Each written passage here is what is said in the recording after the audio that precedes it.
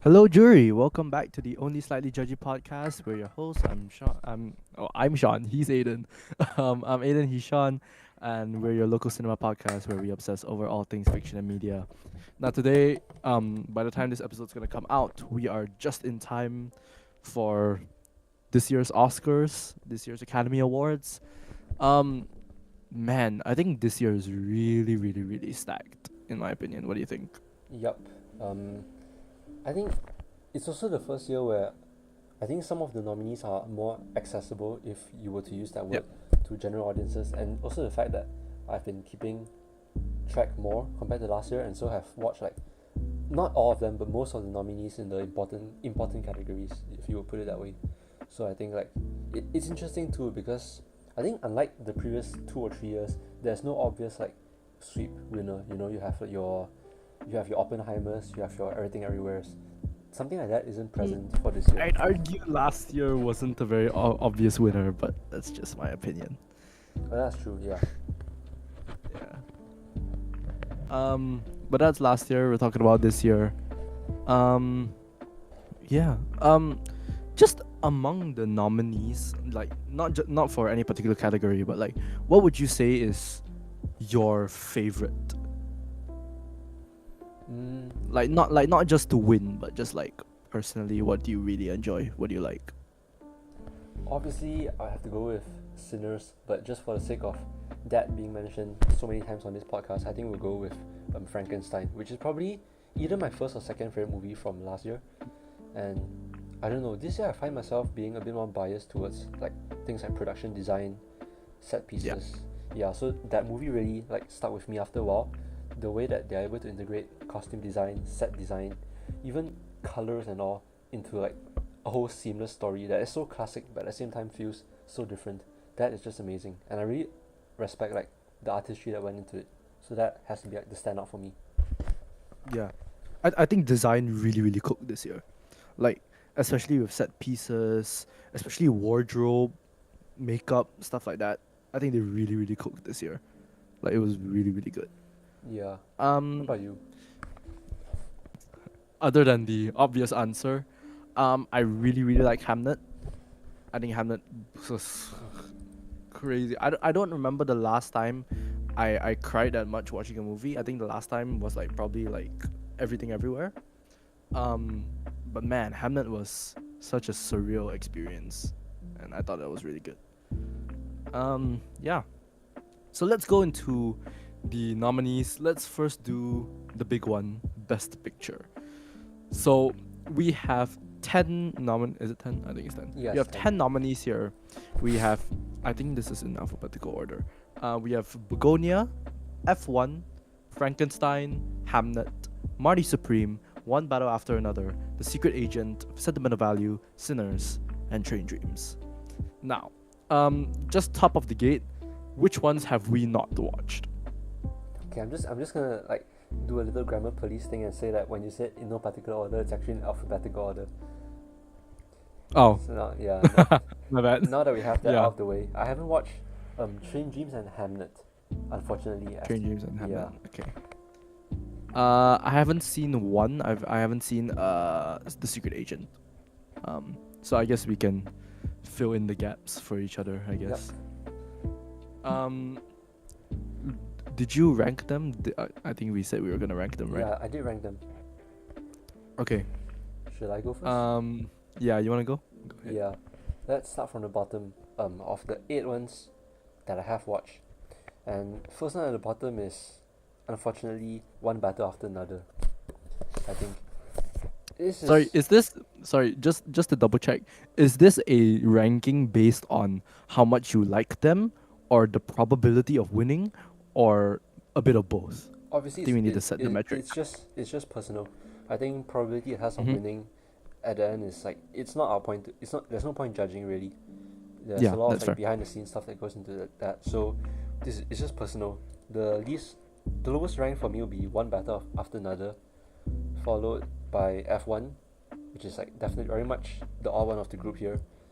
And after that we have in sixth, fifth, and fourth place, Sentimental Value, The Secret Agent, and Buonia. Yeah, and then going to our top three, we have in third place for me, Mahdi Supreme. In second place, Sinners, and just closely in the first place will be Frankenstein, as we have just mentioned. So that's my ranking. We'll get into it after you give yours. Yeah, sure. So without any elaboration, from bottom to top, I have F1, Marty Supreme, Train Dreams, Sentimental Value, and then in a three-way tie for me is Begonia, One Battle, and Frankenstein. Second place, I have Hamnet, and in first place, I have Sinners. Yeah. Let's go from the bottom. What's your bottom again? One Battle. Yeah, I think. Yeah. I don't know if I've mentioned this before on here, but One Battle just really did not click for me. I understand that it's urgent. It is very much a product of the time we live in now, but I think a lot of the aspects just didn't really gel together for me. I see people praising it for its like acting performances, cinematography, stuff like that. I can vaguely get behind, but I think the product that they combine to form just doesn't satisfy me. And for such a, on the surface, fast-paced movie in the cinema, I didn't really get like I didn't really get the feeling of like urgency or like paranoia or fear that they probably expected me to have. But that's very much like an unpopular opinion, seeing by how like everyone else is reacting to it, which I'm also surprised by. Yeah. That's fair. When I first watched One Battle, I did not like it at all. I have now watched One Battle a total of 4 times. Because I wouldn't say it's peer pressure, but like I just wanted to see what I was just so interested. I was just curious to see what people saw in it. And then now after watching it 4 times, I can appreciate it more, but I will say that the worst thing about One Battle is the story. That is the one thing that I really can't buy into for some reason. I think everything else other than the story is great.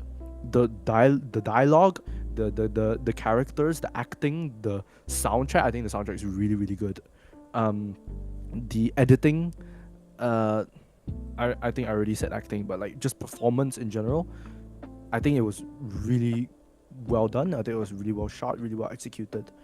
The one thing I will say is like, I don't love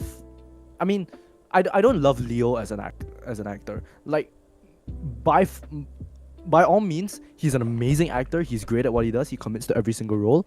Nothing that I've watched that has Leo in it has really stuck with me before, except One Battle.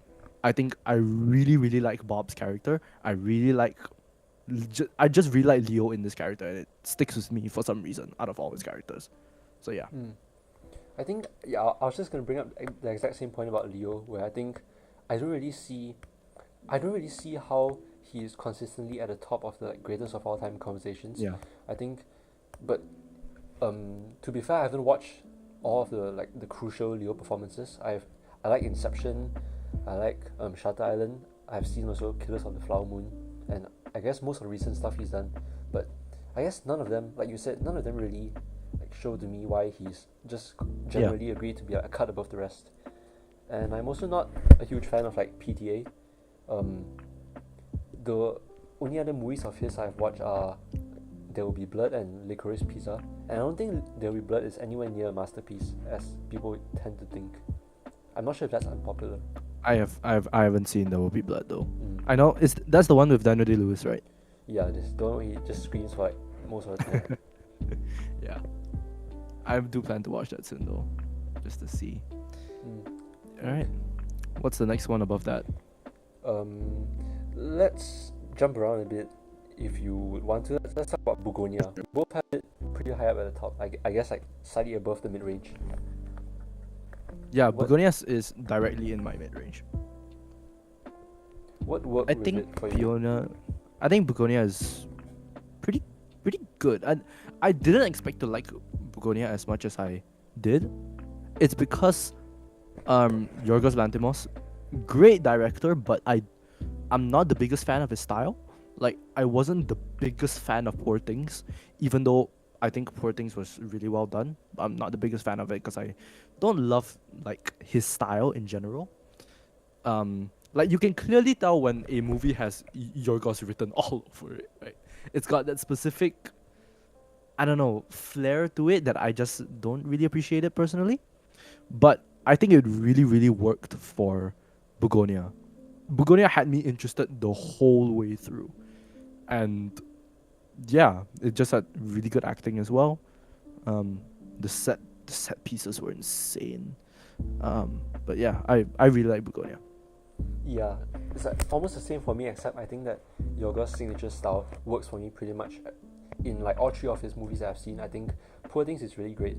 Just, I think I'll confess I'm more of a style over substance person these days. So like his flair for the dramatic, he would have like the soundtrack blaring when something seemingly ordinary is going on. The set pieces, the colors, the shots, that stuff really really stuck with me. And I think Begonia is a really great example of this because of the nature of the story. Yeah, and it takes place in it's a really well designed house. I think a lot of the interior shots really like jump out at me. The interior design is so good, and I think Jesse Plemons was snubbed for best actor now. Oh yes, absolutely. He should have been there. Like at the bare minimum, like supporting actor. Like I think he probably could have been nominated for best actor also personally, but Yeah, I feel like he's probably a yeah. lead, but yeah, I think he pulls off the like depraved, pathetic guy so well. But then you have to keep wondering if he has a point, and he keeps like going between Yeah. like he's crazy or like he has a point the whole movie. That's really great. I think it's really creative. Yeah, that's fair. Um what do you think about Okay, I wanna hear what you think about Marty. Oh, Marty, Yeah. you had it really low, which Yeah, I you did told have me it about really before. Yeah, I think it's also another case where you can really clearly see a creator's style written all over it with the frantic shots, frantic story. That is what the Safdie brothers bring to the table. This time it's just one of them, and I think if you've seen Uncut Gems, I don't think you have, right? No, I have not, Yeah, unfortunately. it's pretty much the same concept as Uncut Gems, where I think they just really love showcasing a specific period while also having like this really clueless, pathetic little guy that you follow around and you love to hate. So I think that kind of story just seems to work for me as well. And I think the soundtrack, the pacing as well, really, it's like, it's, to put it, I'm not sure how to put it, but watching it felt like you were like running along with Marty as he frantically tried to like save himself, save his dream and stuff. Yeah. That's about what I'll say. Sorry, something I just noticed that while you were talking is that this year really is the year of like the pathetic fragile male ego, huh? Like I'm looking at Begonia, F1, Frankenstein, Marty, One Battle, like I remember I was watching F1 the other day and I was like, I know the fragile male ego thing is a thing that we like to talk about but and bring a message to in film, but like it's a bit too much this year. Like I want to see something else, you know? Yeah, I think Well, I would say Marty Supreme is a really good example of this though, just as like this character archetype. yeah. For me, Marty was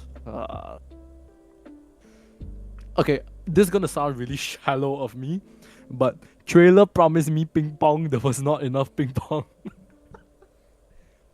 I genuinely think the ping pong bits of Marty Supreme was the best parts of the movie. Like the scene where him and I forget the character's name, but Tyler, the creator's character, and they're swindling the guys at the bowling club thing. I think that's a really good scene. And what happens after that as well. Like that was really really good. Uh yeah, everything outside of ping pong was, I mean, it wasn't bad, but I don't know, it kind of lost me. It kind of lost me when what's her name? I forgot the character's name already. His girlfriend slash hookup slash whatever. When she did the whole thing with the dog, and then she brought the money to the guy. Like, okay, that, for me. But yeah, Yeah, I think it's the kind of thing Don't where see like the hype. part of it almost descends into like slapstick, almost like it's like Looney Tunes stuff, Yeah. where it's like just how much more trouble can he get himself into. I think that is just it's hilarious to me, but I recognize it's not for everyone. So that was just like something that was like I think tailor-made for me, almost. Marty is this year's Honora for me. Like Yeah, I high can see the possibility comparison. of winning, but it's not for me. Like I can see the comparison. Yeah, it even has like the whole tonal shift halfway thing. Yeah. Yeah, Yeah. yeah. Woof. Okay. Let's talk about Frankenstein. Oh, you can have a go now. We just like went over this just Oh. Um, I think Frankenstein was really really good. Um, it was because of a conversation that we were having last year that I managed to watch Frankenstein before the year ended, and it got into my top 10 movies of the year. Like I think Frankenstein was a really really good take on what is a classic monster movie. Um, Something I appreciate about it is I don't recall a Frankenstein project ever having this level of Shakespearean gothic like tone slash visual to it, and I think it really fits, and I really really like it. Um, Oscar Isaac is incredible as usual, um, but just actually standout performance for me is from Jacob Elordi. Like I genuinely did not think the man could act this well. Like I thought he was a mediocre actor, but his Frankenstein's monster is crazy good. Like was not expecting that at all. Mm. I'll just skip over the story parts. Obviously, we all know how good of a story it is, and just go over to the artistic side definitely. And it's really heartwarming to see, especially lately as it's awards season. You have posts from them detailing like the costume design, the set design. Yeah. You get to see insights from the designers who worked on it, and it's just Guillermo del Toro is just one of those creators Oh. who inspires you. He inspires you. He inspires the creatives that he works with, and you can tell that like every single aspect, the props department, the art department, all has his signature over it. But he also lets the artists express themselves, and that's really really cool to see. Oh, but Guillermo was so good though. I think the entire movie I'm screaming his name. I'm like, what are these shots, bro? Guillermo, stop! He can't keep getting away with this. Okay, I will say one thing. The worst part of the movie is when like I guess the captain of the ship tells him that he was a real monster. That was terrible. Yeah, that was meh. That was meh. Yeah, but I see why they put it in. It's just whatever that line specifically is like a joke at this point. Yeah, Yeah. that's fair. That is very Yeah, fair. but just incredible movie, incredible artistry, Yeah, man. incredible craftsmanship. I was not expecting it to be that good, especially since like, I think like Guillermo kind of let me down with with that stop motion Pinocchio. Like, it was alright. Oh, I really Like love it that was. Pinocchio. Oh really? Yeah. Man, and for me it was okay. Like, I expected it to be better. We'll get to that another Um, day. yeah, we'll talk about that another time. Let's talk about what about sentimental value. I could start off first.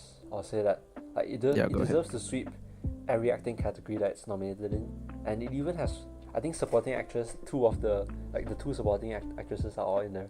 I think every Yeah, actor just yeah. like acts their heart out. It's really I think the movie doesn't have a lot of very impressive aspects to stand on. That's why it has to rely on acting so much.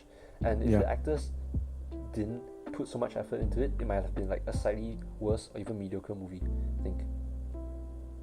I think.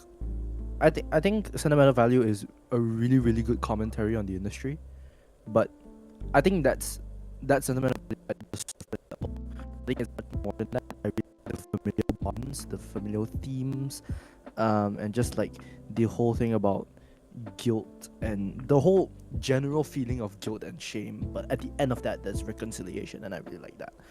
But yeah, I think like you said, the acting carries the entire movie. I think if there wasn't stronger contenders, if the contenders weren't so strong this year, sentimental value should sweep every single acting category. Like genuinely amazing acting from each person. Yeah. Yeah, I think the only reason I put it slightly just below the middle is because there's not really a lot of technical aspects that shine alongside the Yeah. acting. It's just a really good acting, a really good script as well. I think I really like the fact that they could have so easily made the father just like an objectively bad person by when Yeah. they were slowly showing bits of his past and stuff. But I like how nuanced it was, even like the core family dynamic and also the family of like her sister, which Yeah. Yeah. who's like arguably doing like more well off than the main character. So that was really interesting to see how those like intersect. Yeah. Same. I really like that. Um. Oh, wait, what do you think about the ending? Last about the What's your ending. what's your I take like on the the ending. ending? I like the ending. I think it's not bad. Like I expected them to do the one take shot that he was talking about earlier in the movie at the end. I was expecting that. I thought it was really well done. And yeah. I think Yeah, I think it's sentimental value, like the tone that it sets the entire movie makes it make sense that at the end there's no words. There's what I really like is at the end there's no words that need to be said. It's just the look that's exchanged between the two of them, and I think that says so much more than any dialogue could, and I really like yeah, that. I think yeah. It was like the whole time I was wondering, as I was getting closer, and I was wondering how they were gonna wrap it up. If it was just gonna Yeah, be like a conversation in the house, that would have been the more obvious route. But the fact that they went with that and then it slowly panned out to show the movie set, I think yeah, that was great. I think shows that there's potential for something more between the characters. We just don't need to hear yeah, it. yeah, exactly. Mm. Um, Last one that both of us have watched. Let's talk about F1. Mm. Ugh. Like we said, odd one out. I watched F1 3 days ago, 4 days ago, at the time of recording this. Um, it's very meh for me. Also because like it is a niche that I am not a part of, and I knew that going into it. Right, that's why I didn't go to see it in cinemas, because I'm like, I don't really want to go and watch a movie in the cinema if I know I'm not gonna appreciate it as much. By no means does that make it a bad movie. Um, I think my assumption was correct. Like, I didn't appreciate it that much, but I also think there are very big gaping flaws in the movie. The story, mainly with the story itself, I don't like that. What's his name? Sunny. I don't like that he wins. Yeah, I think exactly. I think what I forgot all the characters' names. It's like Damson Sunny and Idris's Joshua. character. Joshua. Yes, Joshua. I think Joshua should have won. Yeah. He should have won. I'm skeptical of the fact that maybe like Sony probably won because it's Brad Pitt. That's Yeah. that's the only way I can think of it. He has something in his contract that says Brad Pitt can't lose. You know. No, it's probably just the Yeah. fact that they got like, such a big name and yeah. Yeah. My thesis about F1 is if I wanted to watch Cars 3, I would watch Cars 3. The issue is I don't want to watch Cars 3. Cars 3 is the worst Cars movie, but mm, another episode. Yeah. Yeah. Like, okay, I get that. Maybe the reason is because they wanted to nominate a blockbuster, and that panders to the general audience, I guess, in a way. But even if you wanted to do that, there's so voice crack. Whoa. There's so many better blockbuster movies that came out last year compared to F1, in my opinion. Like, the most glaring one is Weapons. Like, compared to F1, come on, man. Weapons is amazing. Yeah. What I do think you think? yeah, when you said that like F1 is not a niche that we're into, I think what you should have said that like watching movies is not a niche that car guys are into. Uh, yeah, so Don't like make movies for car guys. we will preface this by saying that I'm pretty sure we are not car guys, right? Are you? No, I'm not. No. Yeah, so I'm not sure if this really appealed to that demographic, but I think, like, first of all, obviously, technically really amazing. Like, the camera rigs that they built Oh, for yes, the yes, cars yes. itself, really, The, really the, amazing. the thing that saves F1 for me, it's the way it's shot and the way it's edited. I like that. Yes, that one was really amazing. But other than that, the story, I mean, the romance side plot's terrible. I know romance side plots are not are not usually like what you watch it for, but then even then that romance side part was particularly terrible. It took me out of the movie so many times. It was so forced.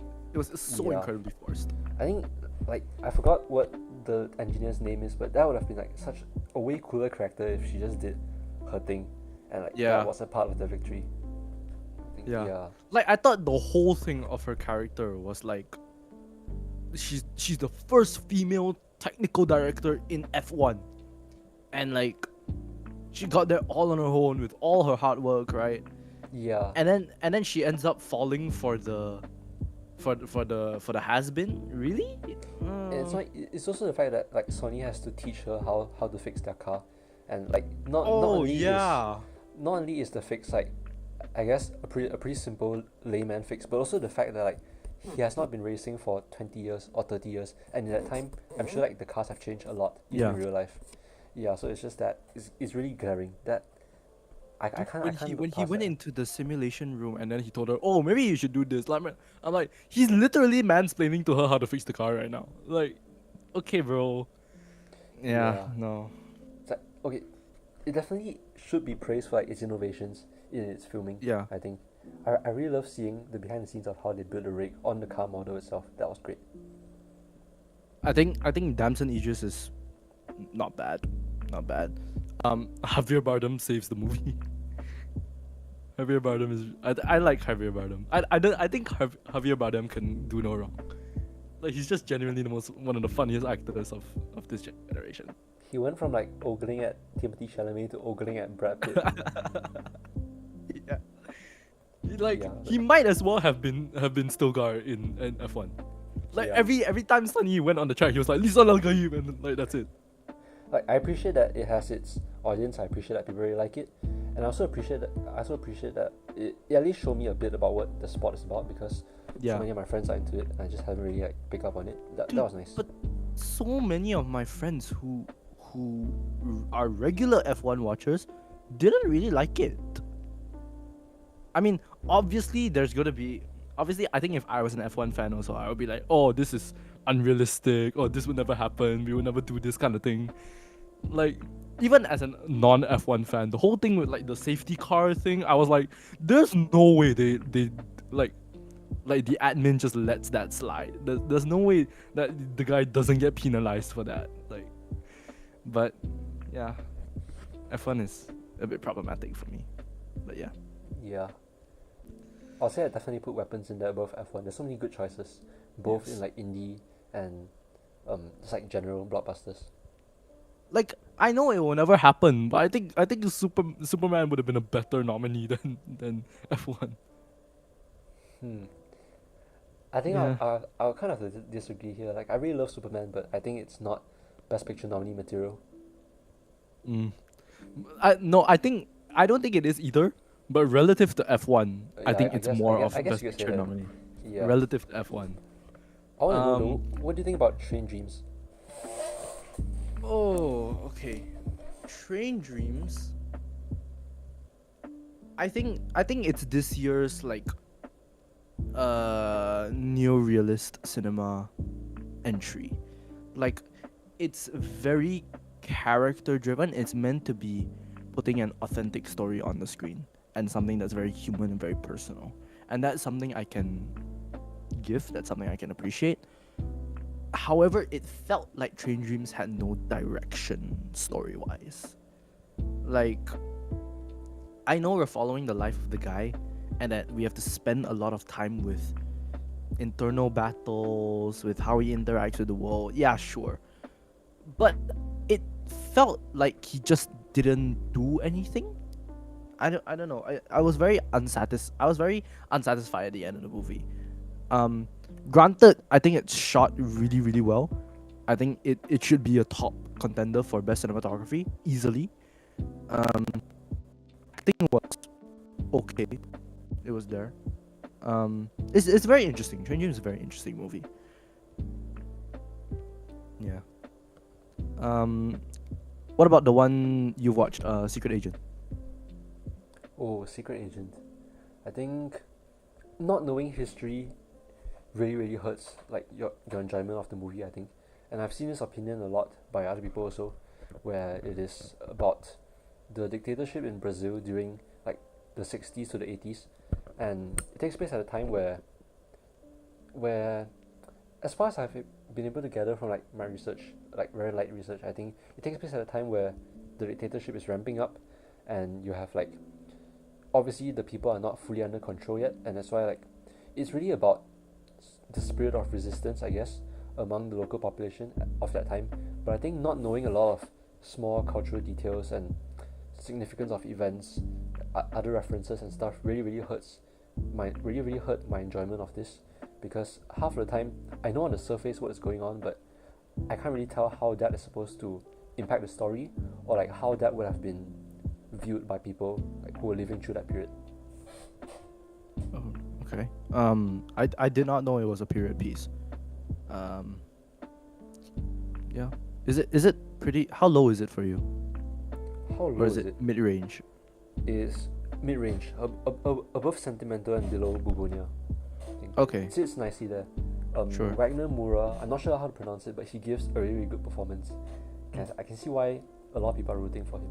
I think it wouldn't be weird to say that the acting carries about 60% of the movie. Mm. Yeah, the whole ensemble is good also. So I don't really have much to say. Sure. Last on the list is Hamnet. I know you haven't seen Hamnet. I just saw Hamnet. Wait, did we talk about this already? I feel think like briefly.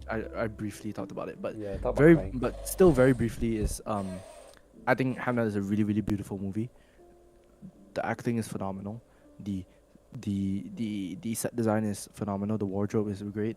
The direction, Chloe's, I can never pronounce Zhao right, but Chloe Zhao, dude, she's so good. She just the way Hamnet is shot is incredible. It's so emotionally raw. Like just another example of like how Marvel can completely fumble an amazing director. Like impossibly so. I don't know how, but I really like Hamnet. It is. I think it is the only other nominee this year that I think deserves the win other than Sinners.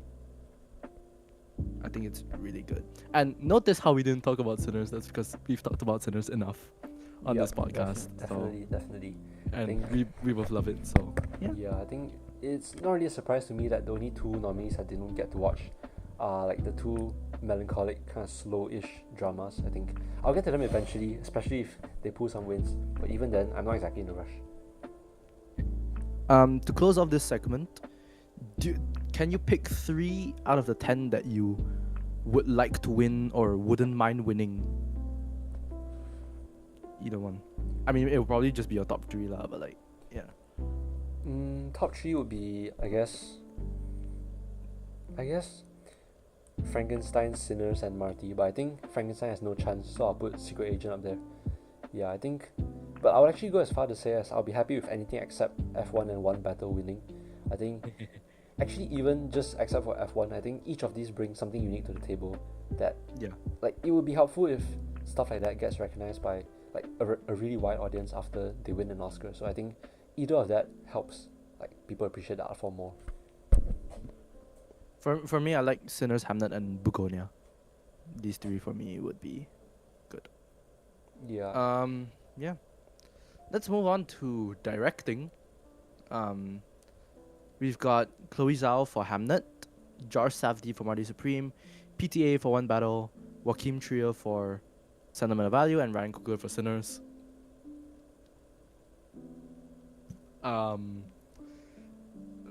The answer is very obvious for me, but what about you? I'm not really sure actually. Directing is like this one category where every year, like if you ask me, because I'm not really sure as to how behind the scenes works, I think directing is one that's really hard to judge because you're not sure how much work the director is doing compared to stuff like the director of photography or like the designers, the camera riggers and stuff like that. So if you ask me, directing would probably be Ryan as well. I think just for putting the whole team together. I like your take because, I mean, I'm gonna change it a bit, but like, I feel like best directing every single year has a different metric. Like, I feel like we're measuring different things every single year with best directing. Like last year, Anora, it was like last year Anora was like how original you could be, right?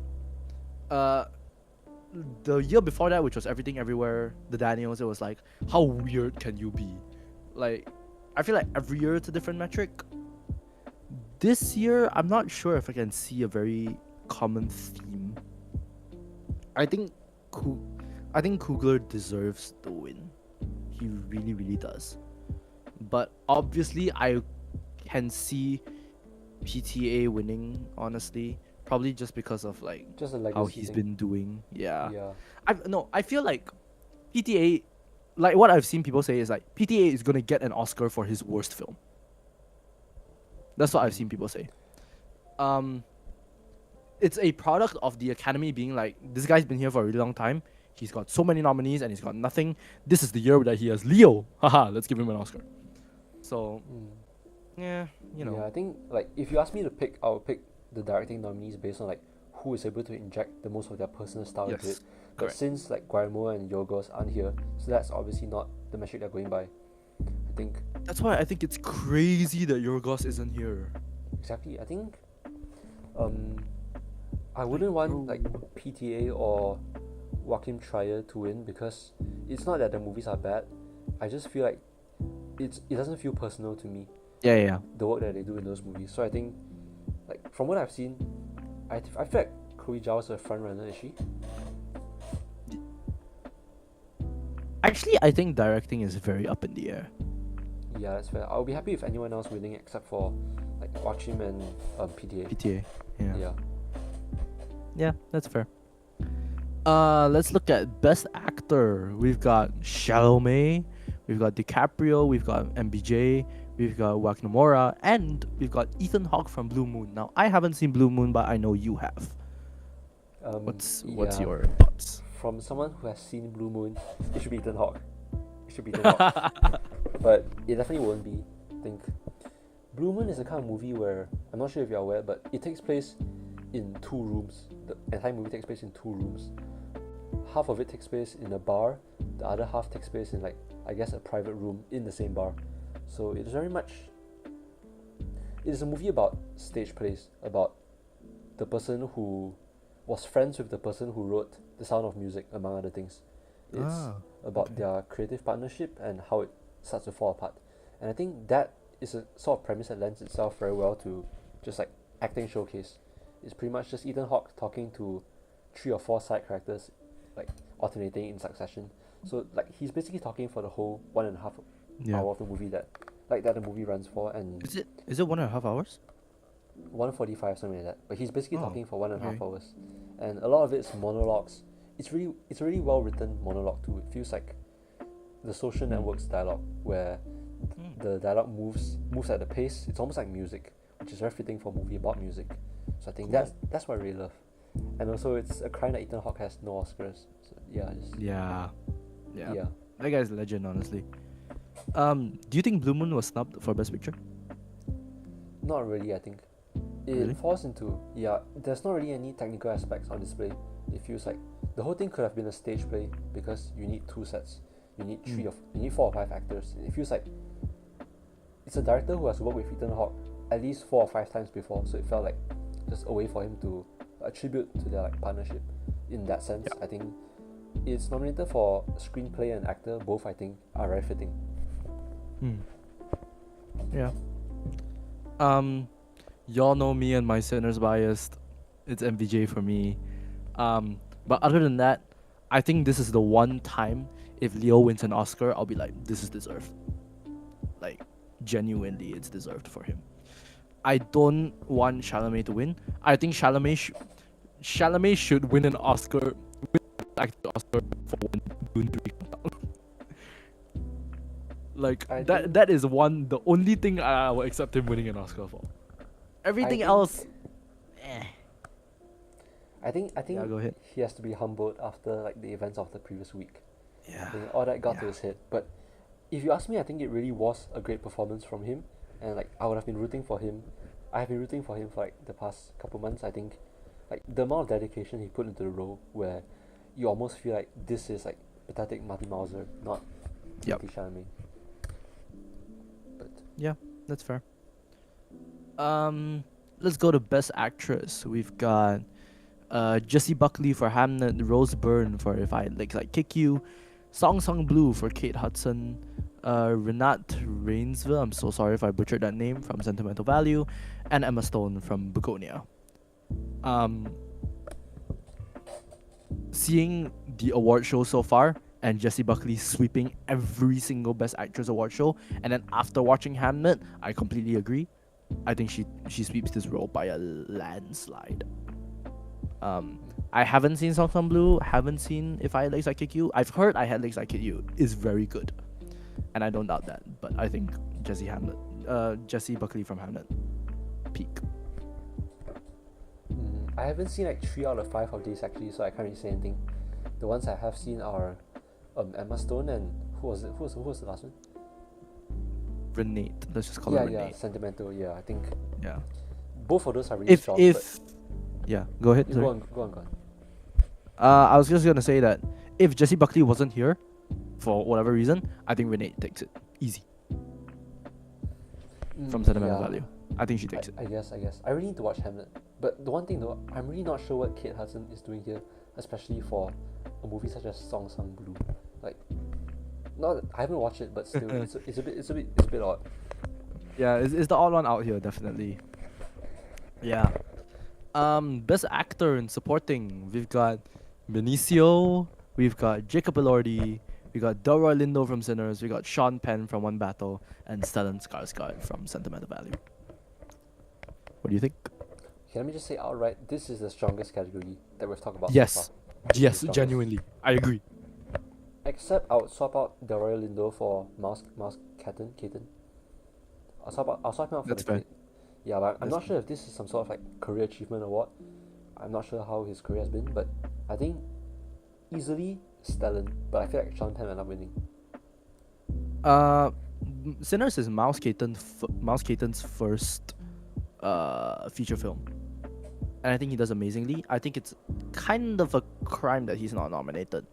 Personally, I would swap out Stellan, honestly, because I do think Delroy deserves to be there as well. I think Delta Slim in Sinners was really, really good. Sean Penn has been winning everything, and I could see why lah. Like, his performance in One Battle is not bad. Like, the whole do you like Batgirls thing doesn't work for me. But have you seen the amount of memes they made of him walking? He's playing a caricature. He plays it really well. I'm just not sure if that's a best supporting actor kind of performance. Yeah. But he does a great job. Yeah, I think it's a crime that Benicio will not win, but unfortunately he does relatively little in One Battle, which is a shame. I thought he was the best part of One Battle. Yeah, I think Benicio should have been a way bigger part. I thought he was gonna be a way bigger part from like trailers and stuff. I think he had like a total screen time of like less than 30 minutes. I remember reading was somewhere between 15 and 20. I think it's a shame. That's crazy. I really like his part in the movie. I feel like his part is probably the most crucial Yeah. to conveying the themes. But all in all, this is just a really strong category, I think. Like, ignoring the fact that Sean Penn has won most of the other awards, I think this category is a toss up. Anyone could win, and I will be like, cool, great. Yeah. Supporting actress, we've got Elle Fanning from Sentimental Value, Inga from Sentimental Value, Amy Madigan from Weapons, Wunmi Mosaku from Sinners, Teyana Taylor from One Battle. The first thing that I'm sorry, I have to interject here. I don't think Teyana Taylor should be in this role. She's a great actress. She is great. I don't think we should be nominating someone for a supporting role that was in the movie for less than 10 minutes. Okay, I'm exaggerating lah. She was in it for like almost 30 minutes. But like, no, I don't think she did anything in One Battle. I really, really don't. And I really don't understand these nominations. Yeah, I'm a bit pissed at that. I don't know why she's there. Like before I watched One Battle, she was getting all the nominations, and I was like, oh, she must be a really really big part of this film. She's not. I think Chase Infinity, the daughter, much more deserves the supporting actress role than her. Like not just by proxy of her being in the movie more, but her acting was genuinely better. I think That's my Rihanna two for me cents. doesn't do much to improve, or she doesn't bring that much to the movie as like the rest of her family does. In that, I think it's just a really odd part, and she was basically cut out of the movie after 20 minutes, other than just mentions. So like, Yeah. that really hurt. Like it soured my opinion on her a bit. But I think it should go to either one of the actresses from Sentimental. Mm.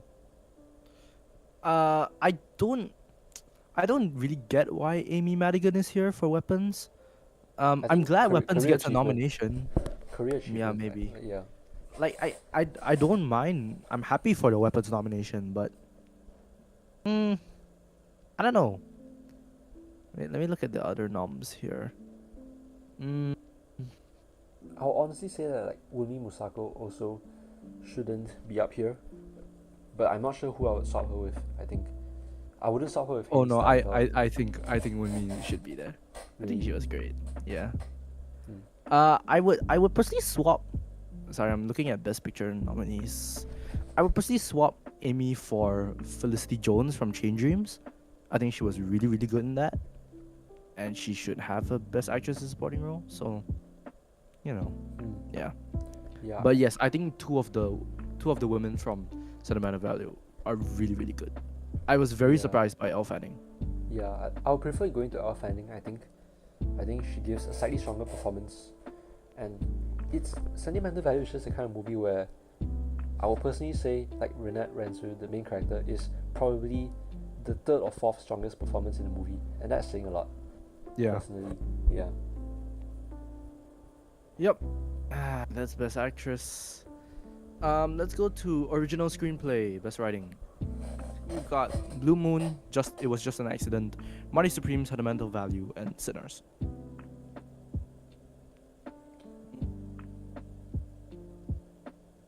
I don't know if Marty should be here. I was just about That's to say the very same. meh for me. As much as I love it, it's not a dialogue heavy movie. Like just from you talking about Blue Moon, I can buy that Blue Moon should be here. But I've seen Marty and I'm like, mm, eh. Marty, as much as I love it, it's not a dialogue strong movie. I think Blue Moon absolutely deserves its spot, even if just for like the amount of material that's written for it. The guy's just like spouting paragraphs wherever he walks. I think it was very clearly made to showcase the actor and the writer. So I think it Yeah. should be here, and I hope Agreed. it wins. I doubt it will. Adapted screenplay is Begonia, Frankenstein, Hamnet, One Battle, and Train Dreams. I think it should be either Frankenstein or Hamnet. Either one.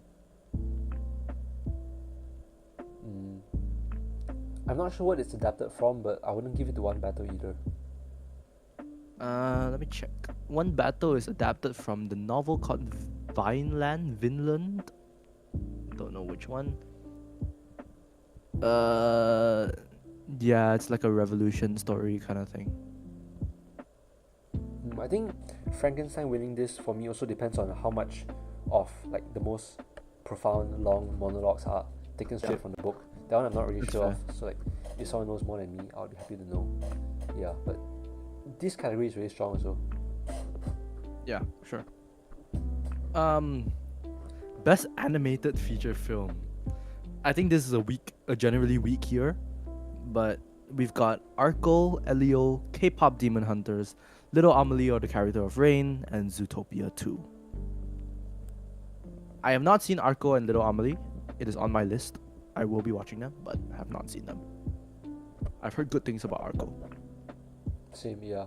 Those are two I haven't watched either. I think this is a year where we don't really have like a really strong, stylish option to don't. choose from, and you have two Disney / Pixar movies.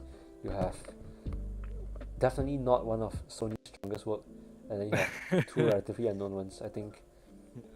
Yeah, I like my best animated features with like a really stylish movie, even if it's Yes. not even if it's not Spider-Verse, like even a Pinocchio is something that I would say fits really well in a category like that. That's why I think I really need to watch Arco and Little Amelie, because I really need to see what the artsy entries are this year. But from the three I have watched, from the three we have watched, what would you say? Um, For you, genuinely, they're all terrible. it's not an easy pick. I think K-pop will probably win, and by all accounts, like I hope they're happy with the win, but then also like Yeah. I don't love I any genuinely of think these. if K-pop wins, if K-pop Demon Hunters wins, it's a popularity contest. Yeah, but it also did it do a lot for the animation industry? I genuinely don't think so personally. Um, I think the one thing that was unique about the animation was that just like all the crazy memeable like facial expressions, like that's not normally seen in that kind of 3D rendering animation. Um, yeah, and it's meh. Like Yeah. I don't understand how people can praise K-pop Demon Hunter animation and still hate on Pixar animation. I don't understand that. I genuinely don't. I don't know why people call Pixar animation the Grubhub animation. I hate that. I hate that. That's my pet peeve. I hate it. It ticks me Yeah, off. I guess like K-pop has solid animation, but this is Sony Pictures animation. They can do better. Yes, they can do but way better. Like this is the same company that produced Spider-Verse and Mitchells. Like come on. Seriously. Yeah, I don't know, man. Yeah, without knowing the other two, I think not a category I really like this year. Yeah. Very, very weak. Personally for me it'll be Elio. Elio is one of my favorite movies of last year. I think Elio is very, very underrated, very slept on. Um, I don't think people can talk about we have sequels and remakes and we don't like that and then not show up for Elio. That's not it for me. I think Elio is an amazing piece of original storytelling. Um, yeah, and it's as well. Um, Best international feature film. It has Just an Accident, Secret Agent, Sentimental Value, Sirat, Voice of Hin Rajab. I have not seen Sirat yet. I did see Hin Rajab because I saw it was showing in GSC, so I was like, I'm just gonna take that chance. Otherwise, I'm probably not gonna watch it. And Hin Rajab was genuinely amazing. It's so well shot for such an indie production.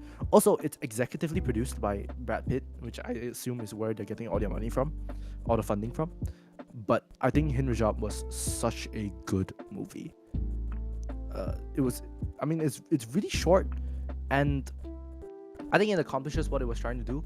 I really like that it's contained to this one call center, just a bit away from the Gaza Strip. Um, yeah, I think it's a really, really good piece of storytelling that genuinely, even though something like Sentimental Value is here, and like two Best Picture nominees are here, I genuinely think Voice of Hin Rajab should win Best International Feature Film.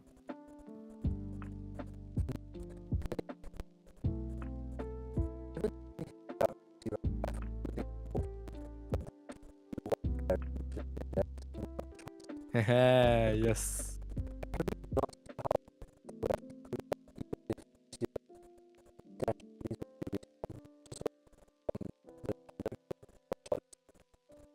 Yeah, I saw that.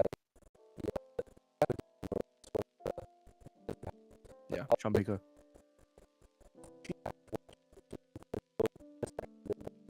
Oh, you've seen Just an Accident? How is that? Is that good? Hmm.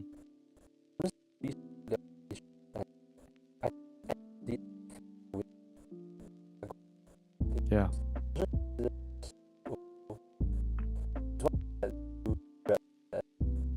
Yep.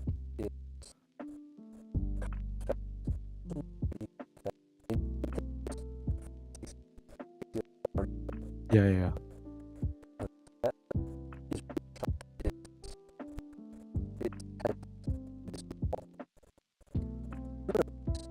No, I don't.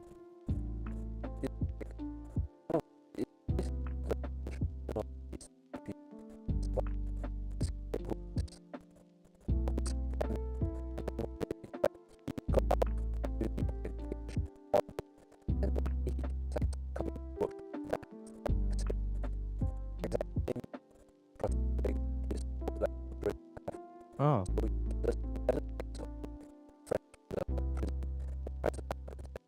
Oh wow, really?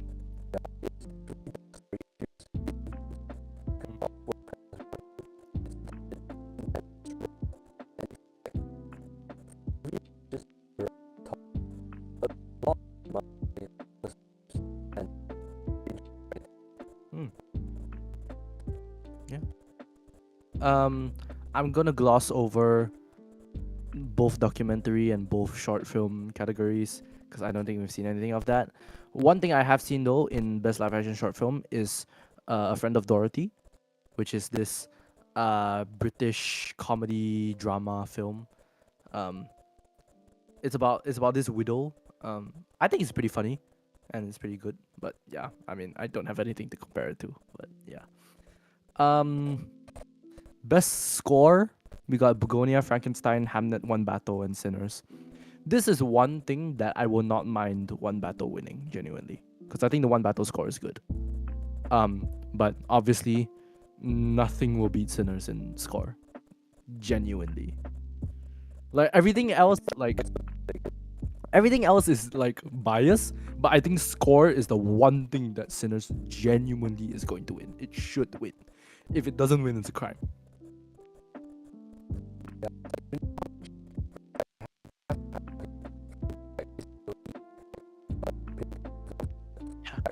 Yeah.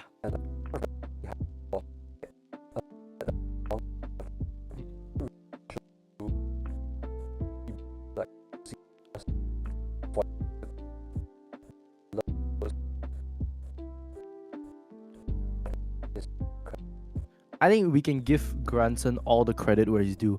Like I think he even wrote a lot of the music on set because he wanted to be careful with what he did and what they were trying to portray. And I genuinely give him so much credit for that. Like that's so good.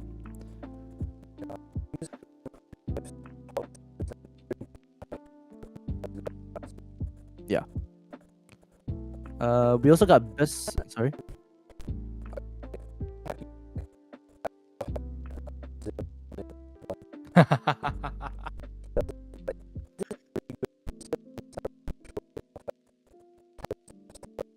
Yeah.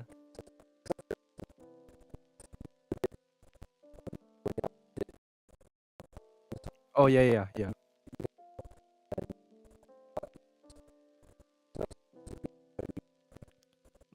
Like okay, Zimmer, you've had your time, but you decided to make a score for F1, man. Like, yeah.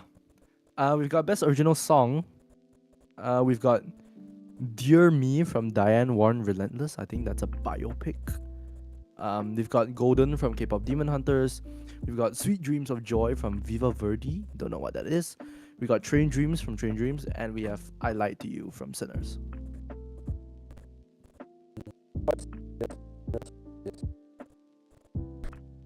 I will genuinely riot if I Lied to You does not win. Like, Golden. Okay, I'm gonna say things that probably I'm gonna get flamed for. Golden is by far the most popular song from the soundtrack. It is also the worst song on the soundtrack. Not because it's bad, but because relative to everything else is so much better. It obviously doesn't help that Golden's overplayed, but dude, everything else on that soundtrack is better than Golden in my opinion.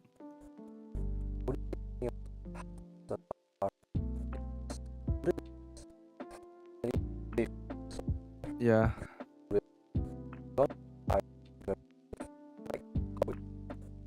Yes. Yes.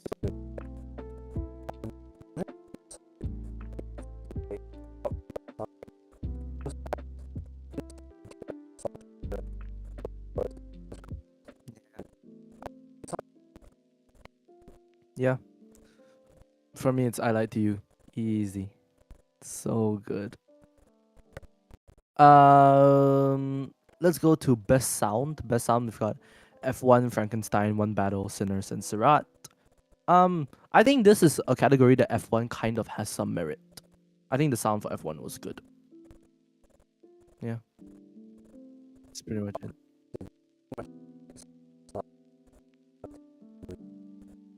Yeah.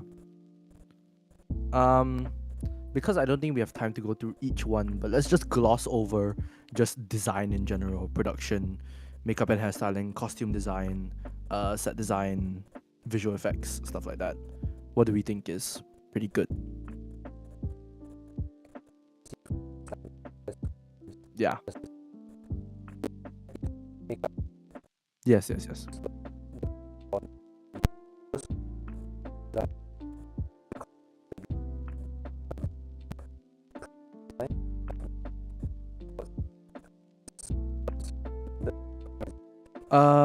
No, it's not actually. Yeah,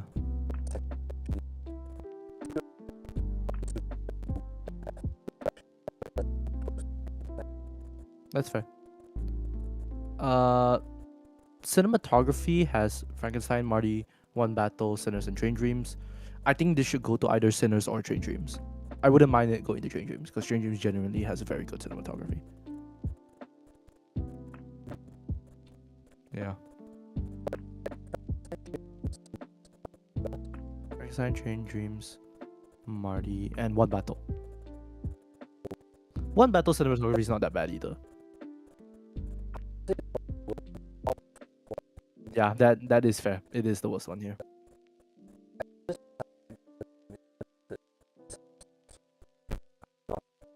Yeah, I can get behind that. Um, yeah, that's all the nominees we have. Closing thoughts for this year's Oscars, Sean?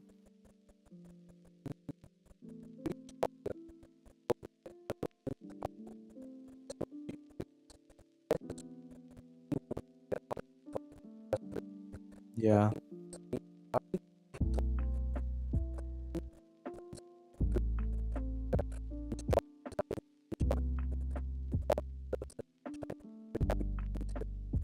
For me, it's not so much the pictures this year. For me, it's really about the actors. Like the performances this year are off the charts. This genuinely incredible performances, even from people who generally don't have very publicly liked performances, like Elordi, like Sean Penn, like DiCaprio, I guess to a certain extent, just for me. But yeah, genuinely amazing year for actors.